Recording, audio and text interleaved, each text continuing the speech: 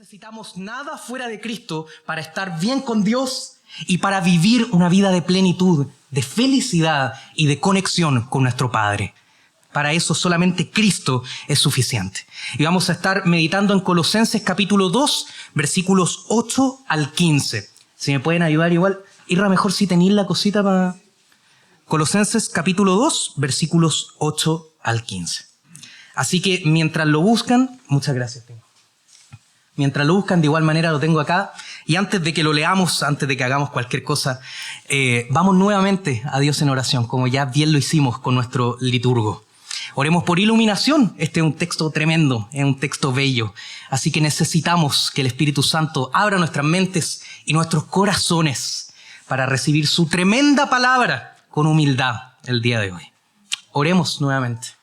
Bendito y amado Padre, te pido que tu Espíritu sea moviéndose en medio nuestro.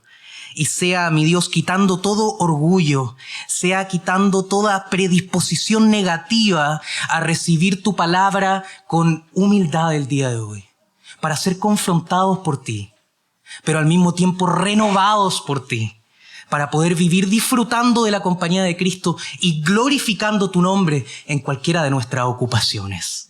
Te pido, mi Dios, que tú nos despiertes el día de hoy a través de tu palabra, y que nos ayudes para ese fin. Te pido que me ayude a mí, que clarifiquen mis pensamientos, que me ayudes en la manera en la cual comunico, para que a los oídos de mis hermanos hoy día pueda llegar la pura palabra de Dios, que es suficiente para nuestra vida y para caminar contigo. Y ahora que sean gratos los dichos de mi boca y la meditación de todos nuestros corazones delante de ti, oh Jehová, roca nuestra y redentor nuestro. Amén. Lectura de la epístola de San Pablo a los Colosenses, entonces. Leámoslo de manera alternada, ¿les parece? Yo comienzo con el versículo 8, entonces. Mirad que nadie os engañe por medio de filosofías y huecas sutilezas, según las tradiciones de los hombres, conforme a los rudimentos del mundo y no según Cristo. Porque en él habita corporalmente toda la plenitud de la deidad, y vosotros estáis completos en él, que es la cabeza de todo principado y potestad. En él también fuisteis circuncidados con circuncisión no hecha a mano, al echar de vosotros el cuerpo pecaminoso carnal en la circuncisión de Cristo. Sepultados con él en el bautismo, en el cual fuisteis también resucitados con él, mediante la fe en el poder de Dios que le levantó de los muertos. Y a vosotros estando muertos en pecados y en la incircuncisión de vuestra carne, os dio vida juntamente con él, perdonándoos todos los pecados, anulando el acta de los decretos que había contra nosotros, que nos era contraria, quitándola de en medio y clavándola en la cruz. Todos juntos. Y despojando a los principados y a las potestades, los exhibió públicamente, triunfando sobre ellos en la cruz. Queridos hermanos, esta es palabra de Dios para su iglesia el día de hoy. Hace unos meses atrás, por circunstancias que no recuerdo específicamente, me vi en un viaje en auto con mi querido presbítero Marco Poblete, que no se encuentra presente el día de hoy.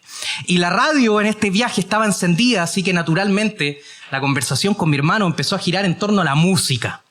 Y él empieza a hablarme, y sin nada que envidiarle al más exitoso y al más profesional de los críticos musicales, me empieza a enlistar un conjunto de bandas que eran de su agrado. Principalmente eran bandas anglosajonas de los años 80. Justamente hoy día en la escuela bíblica recordamos algunas canciones de los 80, ¿cierto? Pero una de las bandas que más le gustaba, y esto me sorprendió, porque justamente es una de las bandas que también a mí me fascina, es U2. ¿Conoce esa banda usted? U2, buenísima, ¿cierto? Ahí veo caras de afirmación potente, ¿cierto? Es una tremenda banda, queridos hermanos, irlandesa, compuesta por el famosísimo Bono. Quizá usted no había escuchado de U2, pero había escuchado de Bono, ¿cierto?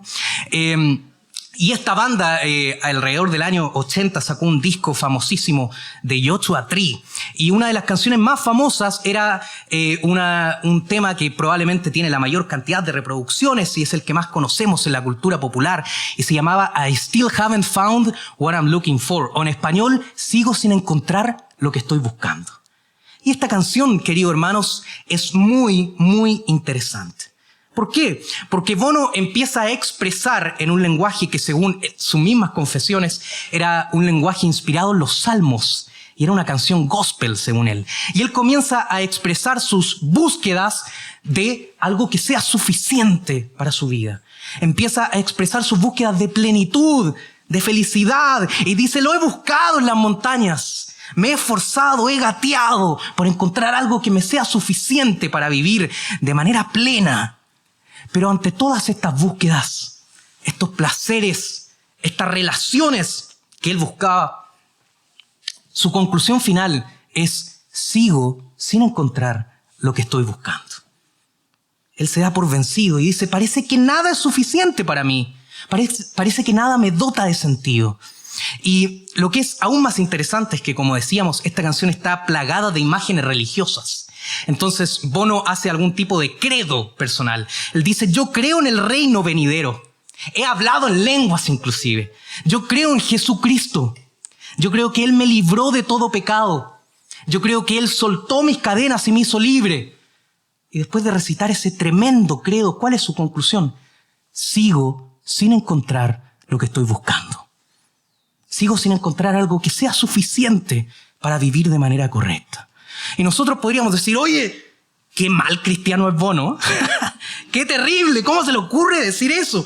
Creer en Cristo, pero creer que Él no es suficiente. Sin embargo, queridos hermanos, cuando hacemos un análisis sincero y honesto de nuestros corazones y de nuestra espiritualidad, a veces nos damos cuenta que nosotros somos iguales. Decimos creer en Cristo. Tenemos la teología correcta, la teología ortodoxa. Sin embargo, nuestros corazones siguen buscando otras cosas. Siguen buscando deleite en el mundo. Siguen siendo fascinados por filosofías, por los mensajes que se dicen en la cultura, en la actualidad. Seguimos en búsqueda a pesar de conocer a Jesucristo. Creemos en Cristo, pero no experimentamos su suficiencia. Y esto no es nuevo. No es tan solamente nuestro caso muchas veces. No es tan solamente el caso de Bono, sino que era el caso de la iglesia de Colosas. Era el caso que acabamos de leer. El contexto nos dice que había un grupo de falsos maestros en esta ciudad, en esta comunidad. Y ellos le estaban diciendo a la iglesia: sí, creer en Cristo está bien, pero aparte hay otras cosas que te van a hacer vivir una vida plena. Hay otro conjunto de enseñanzas que verdaderamente te van a hacer experimentar a Dios.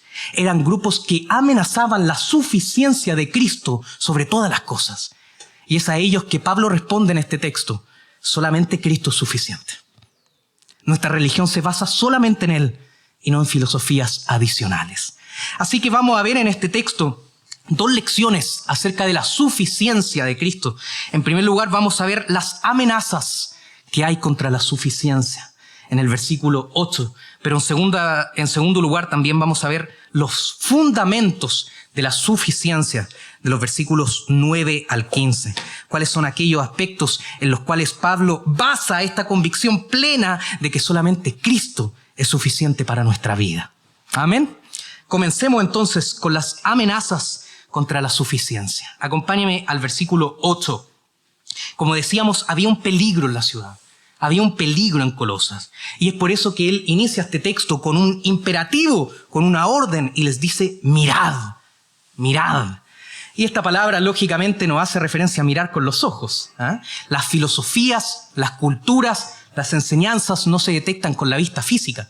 Lo que Pablo está diciendo es: estén atentos, tengan discernimiento, sopesen bien los argumentos que están en medio de la ciudad. ¿Por qué? ¿Por qué debían estar en este estado de alerta? Dice: porque hay algunos que están engañando. Mirad que nadie os engañe. Y esta palabra engañar es muy curiosa porque puede ser mejor traducida como cautivar o aprisionar. De hecho, esta palabra se usaba para aquellos que robaban barcos, robaban botines. Y por lo tanto el apóstol Pablo está diciendo: hay unos acá en medio de la iglesia que están robando a los fieles y los están capturando, les están poniendo yugos, los están sometiendo. Tengan cuidado de ellos, nos está diciendo el apóstol Pablo. Pero ¿cuáles eran los instrumentos, cuáles eran las artimañas que estos falsos maestros usaban para robar a los fieles? El texto continúa diciendo: mirad que nadie os engañe por medio de filosofías. Y esto es bien interesante, ¿eh? Yo crecí en una iglesia, no sé cuál habrá sido su experiencia, pero yo crecí en una iglesia fundamentalista, muy aislacionista, y nos decían, la filosofía es mala. Tú no tienes que estudiar filosofía. ¿Ah? Y yo llego a la Iglesia Presbiteriana de Chile y me hago amigo de una filósofa. Y yo dije, ¿qué pasó acá? ¿Qué está diciendo Pablo? ¿Tenía razón mi iglesia fundamentalista? ¿Verdaderamente cualquier referencia a la filosofía clásica, ya sea Platón, Aristóteles, está errada? Por supuesto que no. Eso no es lo que el apóstol nos está diciendo. En la antigüedad, la palabra filosofía era usada en un contexto mucho más amplio que la rama académica que conocemos el día de hoy. Por lo tanto, distintas enseñanzas, ya sean religiosas o de toda índole, podían ser llamadas como filosofías. Cualquier búsqueda o amor por la sabiduría era llamada filosofía.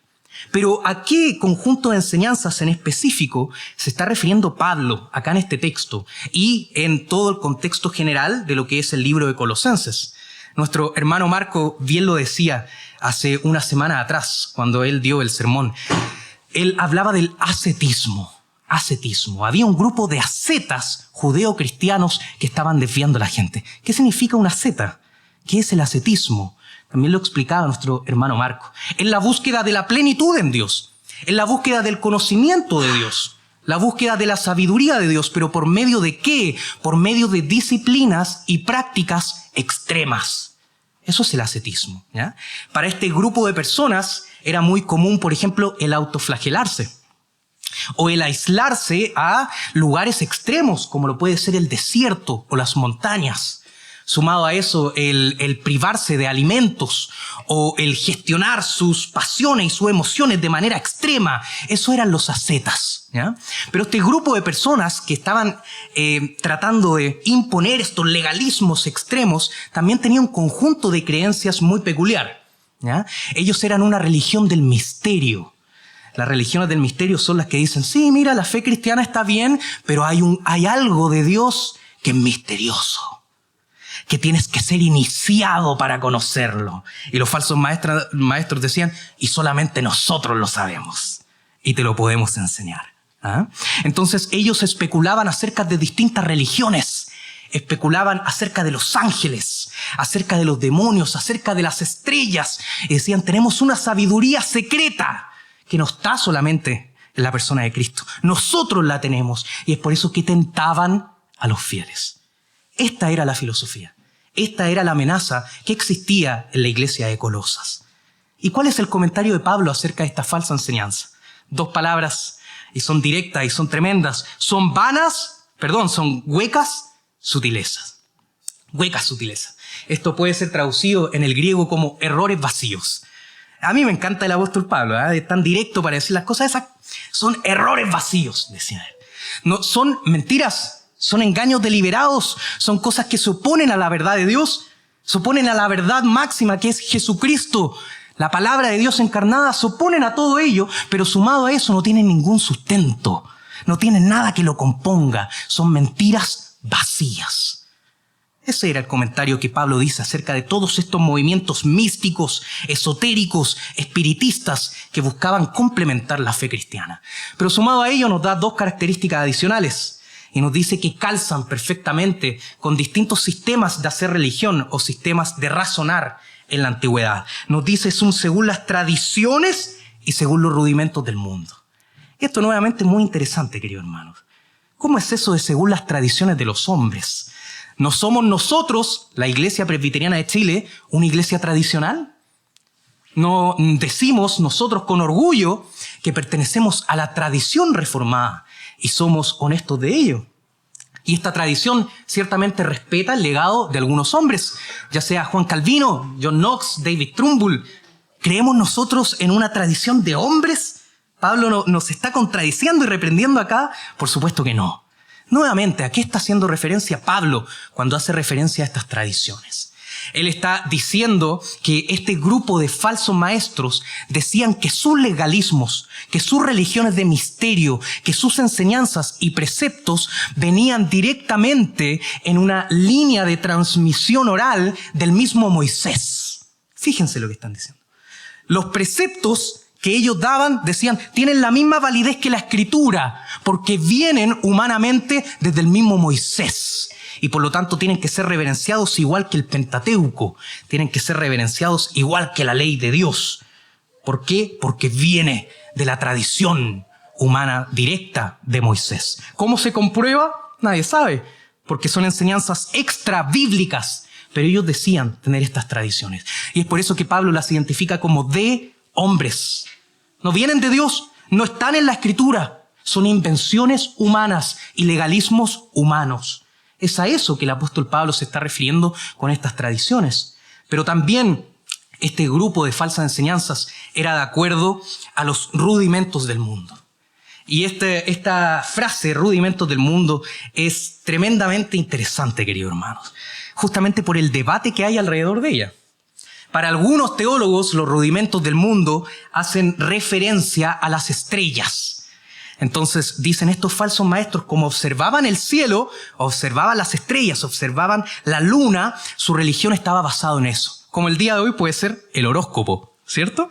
Un movimiento religioso, místico, que observa las estrellas, el cielo.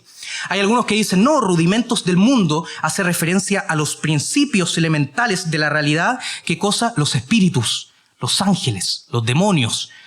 Y es cierto que le prestaban harta atención a eso. Pero esa es una interpretación de esta frase.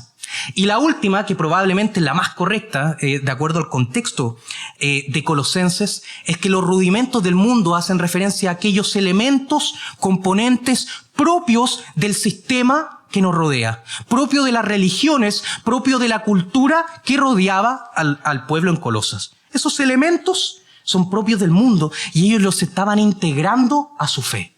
Estaban adorando igual que los paganos. Estaban incorporando rituales judíos. Estaban comportándose igual que el mundo, de acuerdo a sus rudimentos. Entonces ahora tenemos un vistazo del problema, de la amenaza contra la suficiencia de Cristo que existía en el pueblo de Colosas. ¿Y cuál es la conclusión de Pablo en el versículo 8? Esto no es según Cristo. No es el evangelio que yo les enseñé.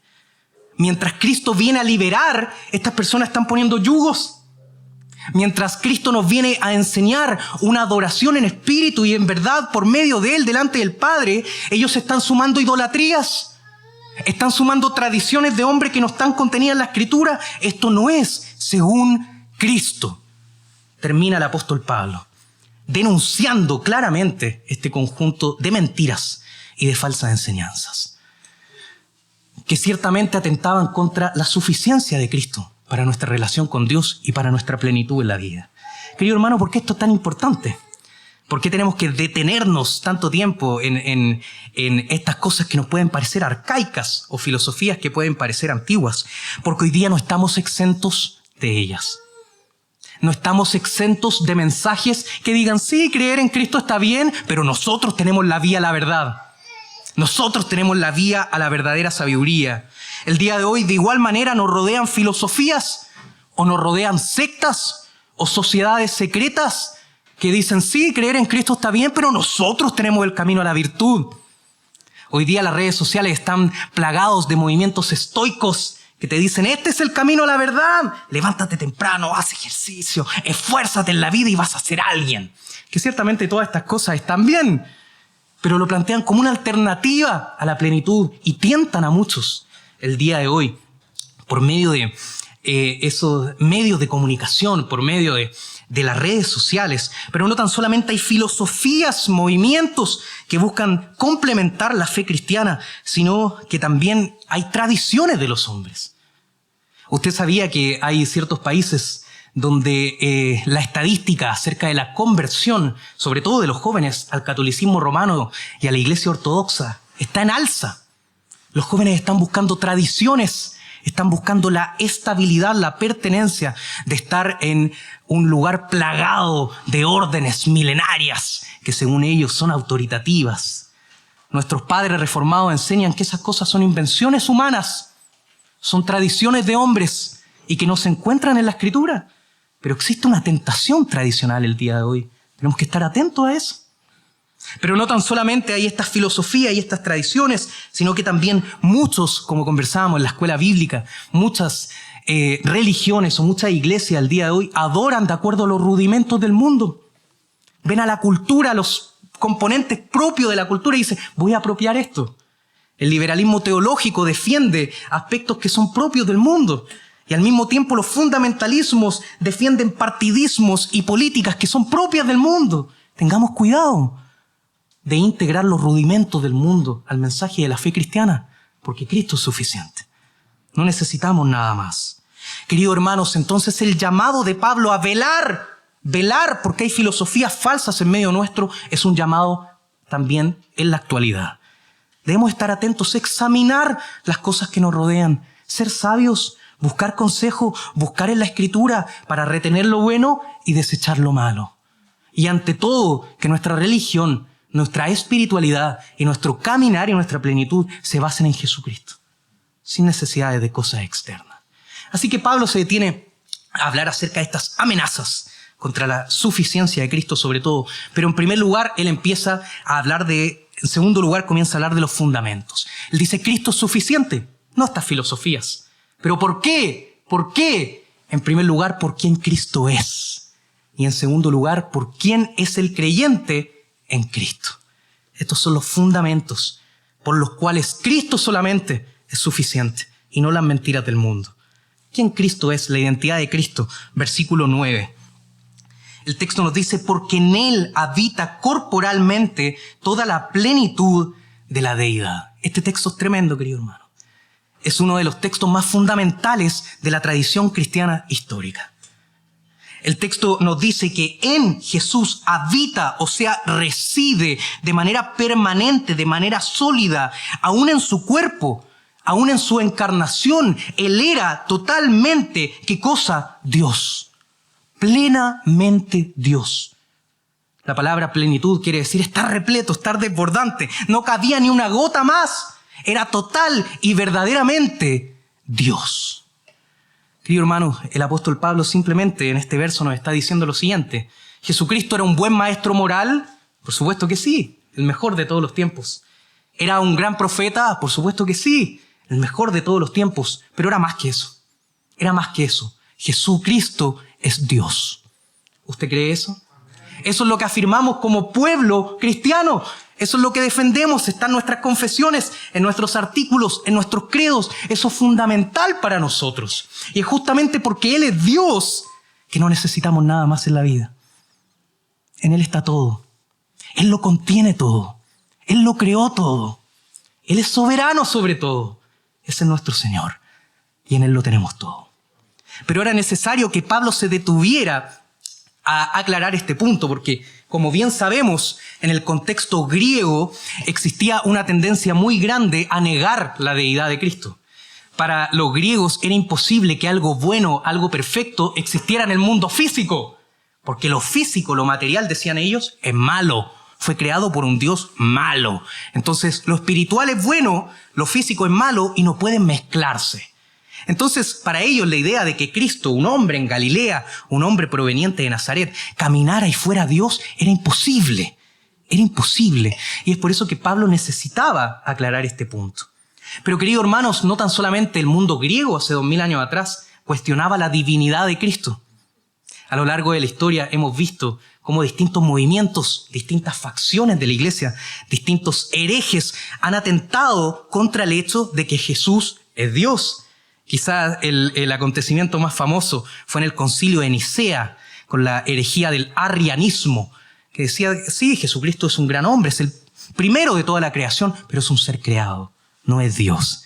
Y es por eso que este texto era uno de los textos favoritos de Atanasio de Alejandría, que fue aquel campeón en el concilio de Nicea que defendía Jesús es Dios.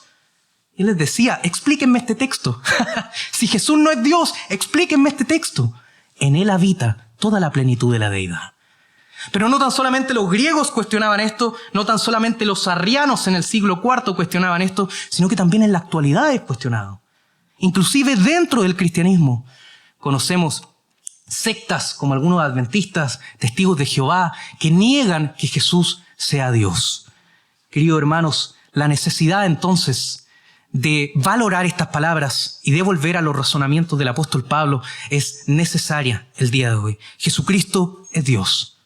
En Él reside toda la plenitud de la deidad y eso es fundamental para nuestra fe. Pero el apóstol Pablo no tan solamente quiere defender esta doctrina tan importante, sino que, como veíamos, él está desarrollando un argumento más pleno. Y es justamente el hecho de que no necesitamos filosofías vanas, no necesitamos engaños vacíos, no necesitamos tradiciones de hombres, no necesitamos nada de esto. Jesús es Dios. ¿Cómo nos vamos a hacer plenos en Él si Él es lo más grande que existe? Y este razonar del apóstol Pablo a mí me recuerda mucho al Salmo 23. En particular, la introducción en el versículo 1. Jehová es mi pastor, nada me faltará. Fíjate. Es justamente porque mi pastor es, ¿quién? Jehová, Yahvé, el Señor, Adonai, Dios. Es justamente porque mi pastor es Dios que en consecuencia nada me falta porque Él es suficiente. Porque Él es soberano, porque Él lo es todo. ¿Por qué voy a seguir buscando cosas si mi pastor es el Señor? Entonces el apóstol Pablo de manera similar está diciendo, ¿por qué sigues buscando filosofías? ¿Por qué sigues buscando tu plenitud de otras vías? Si en Cristo habita toda la plenitud de la deidad. Querido hermano, ¿en qué estás buscando tu plenitud el día de hoy? ¿Dónde estás buscando el ser feliz, el sentido de la vida? ¿Solamente en Jesús, quien es Dios? ¿O sigues buscando incesantemente en los sistemas, en los rudimentos del mundo, algo que te haga sentido? Volvamos a Jesucristo. Volvamos a Jesucristo. Y que Él base nuestra religión, que Él base nuestra vida.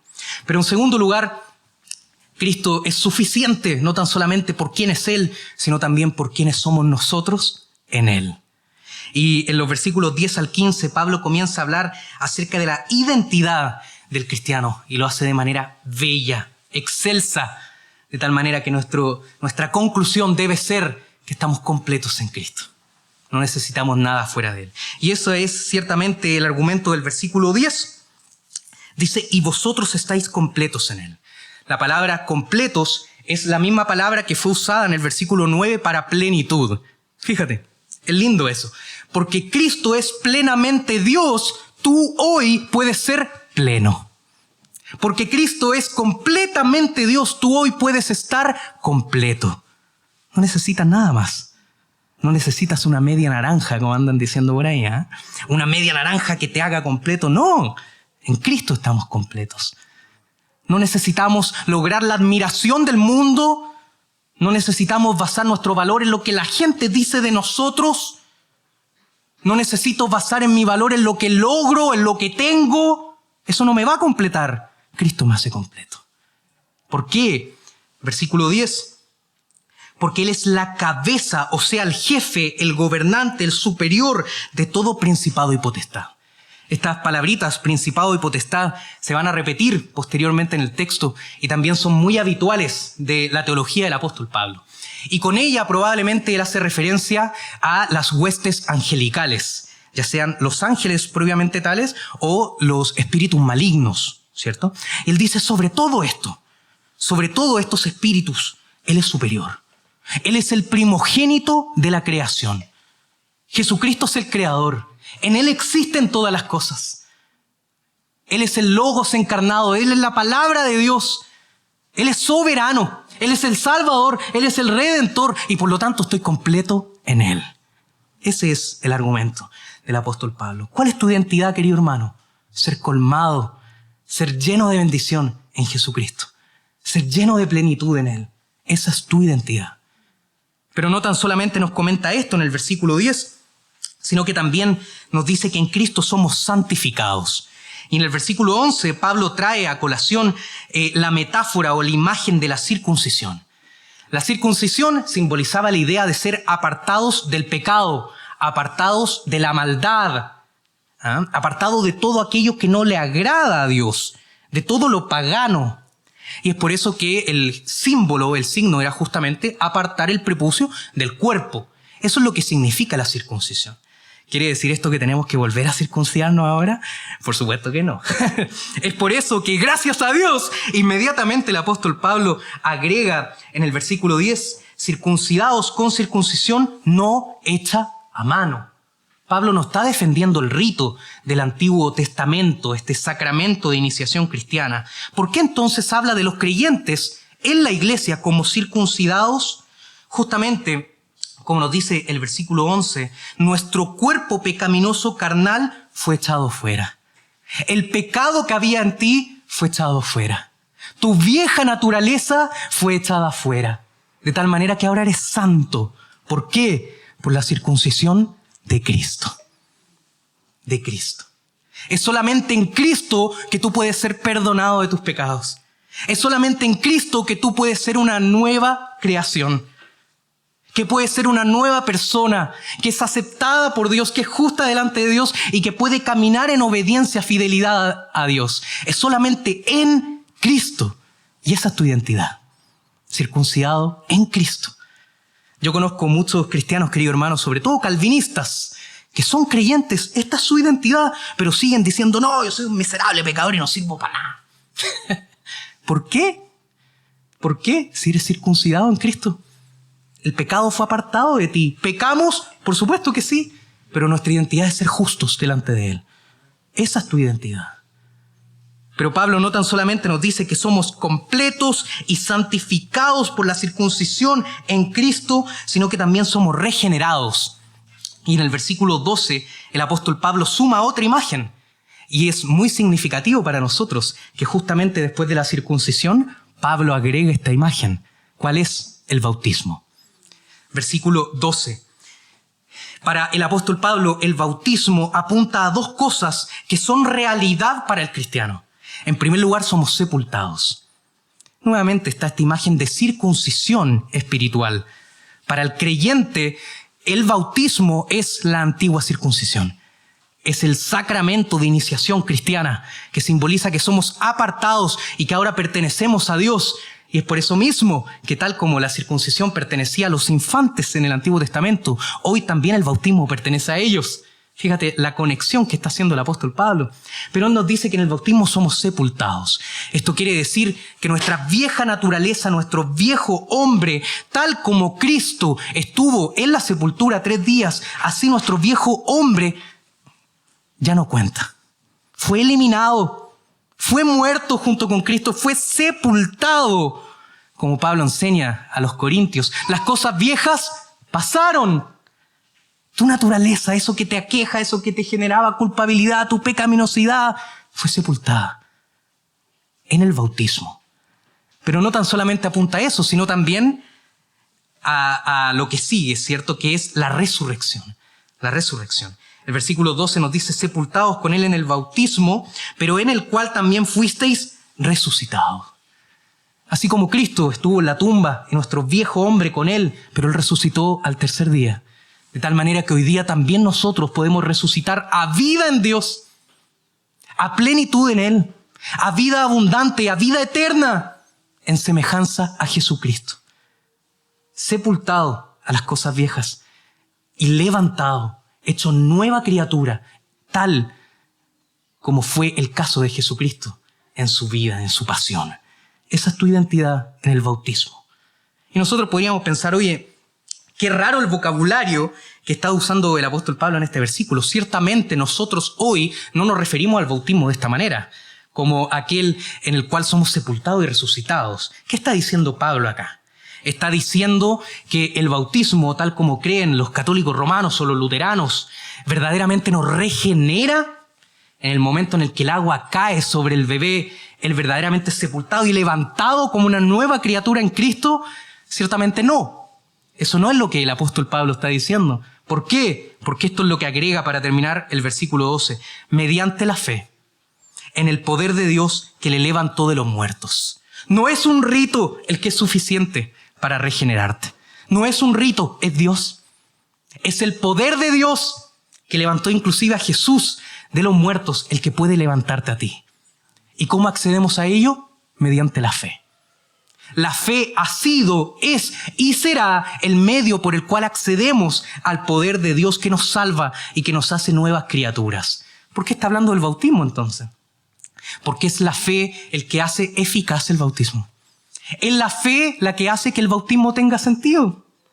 Porque no tan solamente fue un ritual en el cual fuimos lavados externamente, sino que en el momento de la fe el Espíritu nos lava internamente. Por lo tanto, el bautismo ahora tiene coherencia en nuestras vidas. Tiene sentido. Y eso es lo que el apóstol Pablo está diciendo. Es por la fe en el Dios poderoso que somos nuevas criaturas. Somos regenerados. Y tu bautismo te recuerda de eso. Te lo recuerda. Cada vez que veas un bautismo o cada vez que venga a tu memoria por X motivos, glorifica a tu Señor. Porque Él te muestra que fuiste sepultado y levantado a una nueva vida. Y esa es tu identidad. Esa es tu identidad. Pero no tan solamente somos completos en Él, santificados en la circuncisión, levantados a una nueva vida como nos enseña el bautismo, sino que también en último lugar somos justificados. Versículos 13 en adelante. Y Pablo, para aumentar la belleza de esta identidad que tenemos en Él, comienza a recordar cuál era nuestro estado antes de llegar a la fe. El versículo 13 nos dice que nosotros, estando muertos en pecado, hay sin duda algunas facciones de la iglesia que dice que estar muerto no tiene que ser interpretado como verdaderamente estar muerto. No, estábamos agonizando, pero podíamos despertar por nuestra propia iniciativa.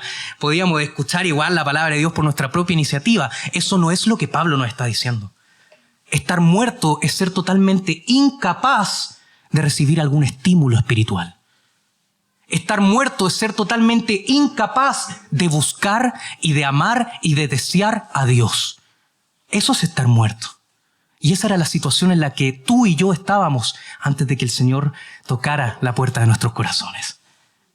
Esa era tu situación, totalmente muerto, incapaz de amar, de servir, de agradar y de acercarte a Dios.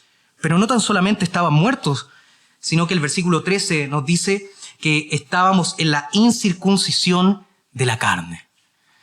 Ahora Pablo está usando una imagen contraria. La circuncisión era estar apartado del pecado. Bueno, la incircuncisión es estar repleto de pecado. Eso era tu identidad antes de estar en Cristo.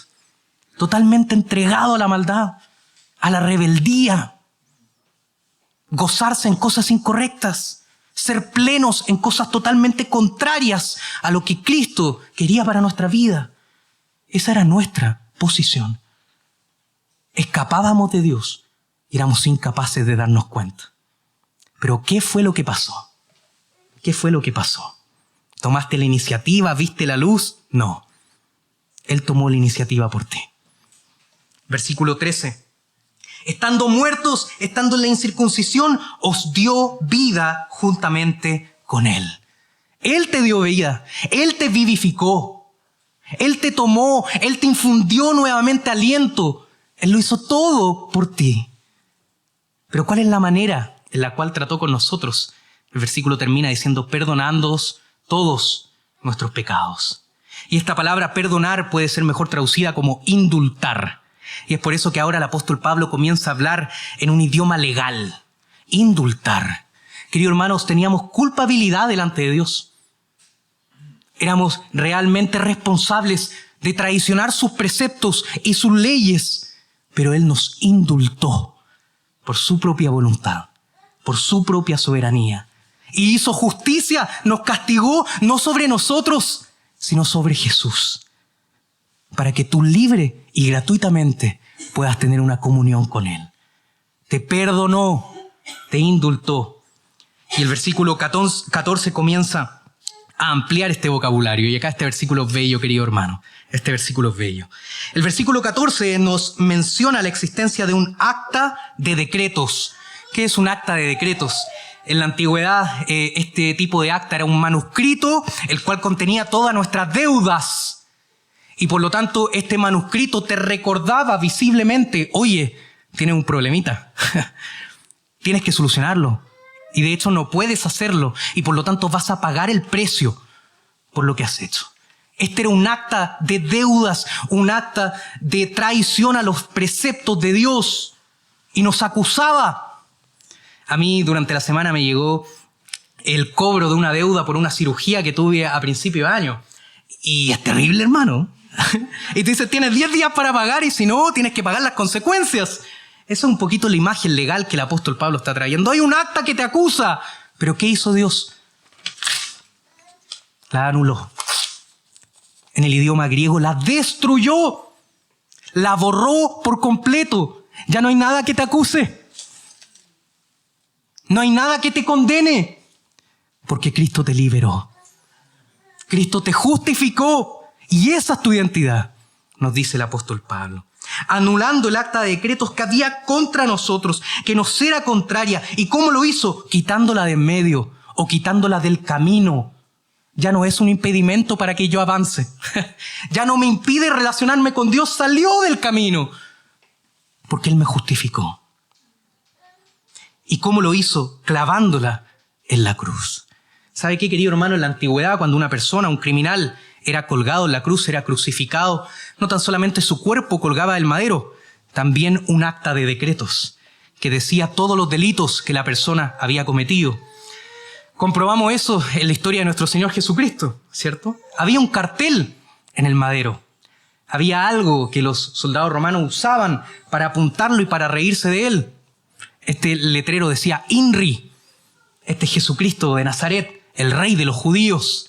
Un acta de decretos que lo acusaba supuestamente, según los romanos. ¿Qué es lo que este texto nos está diciendo? Lo que la palabra de Dios te está diciendo. Debajo de ese INRI, en la cabeza de Jesucristo en el madero, fue escrito todos tus pecados, pasados, presentes y futuros. Todo fue puesto sobre Él. Y Él venció sobre la muerte. Venció sobre el pecado.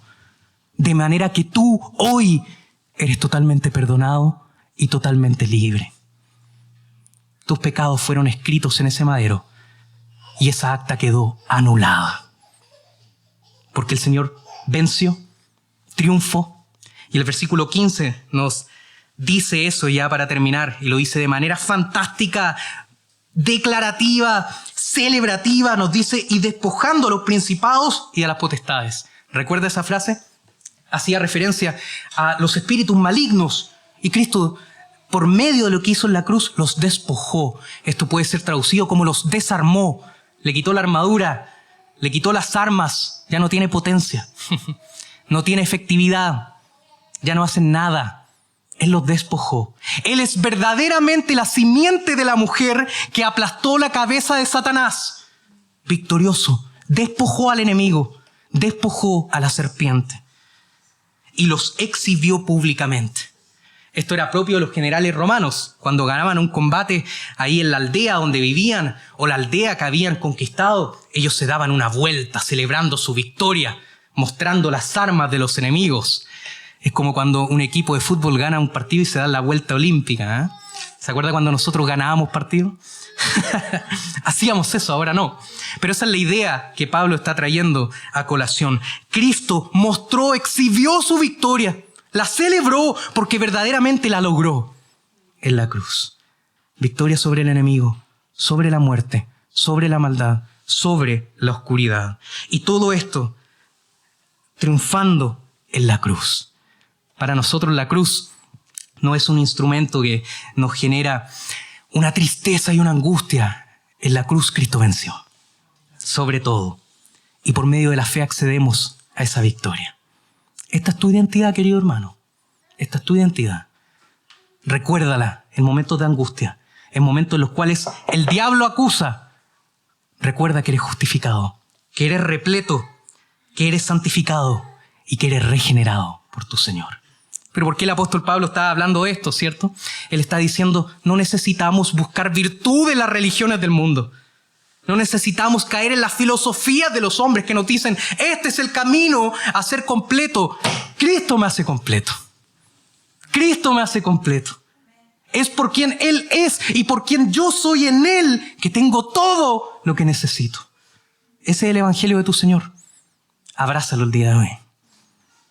Déjenme dar una reflexión final, queridos hermanos, para terminar. Yo crecí con la historia de que cuando yo era pequeño, mi papá me llevó al mall y me llevaba en brazos. ¿Ya? Yo iba ahí en los hombros de mi papá y mi papá empieza a decir de repente, Tina, me le decía Tina a mi mamá, y le dice, ¿dónde está el niño? ¿Dónde está el niño? No me acuerdo dónde está el niño. Mi papá se desespera y empieza a gritar, Diego, ¿dónde está el niño? Y yo ahí arriba de la cabeza de mi papá, ajetreado para todos lados. ¿Ah? Y ahí cuando mi mamá le dice, lo tienes arriba tuyo, está junto contigo. Te olvidaste de él, pero está junto a ti. Está unido a ti. Querido hermano, así somos nosotros muchas veces. Unidos a nuestro Señor. Unidos al soberano, unidos a Dios, pero nos olvidamos de Él. Nos olvidamos que estamos en sus hombros.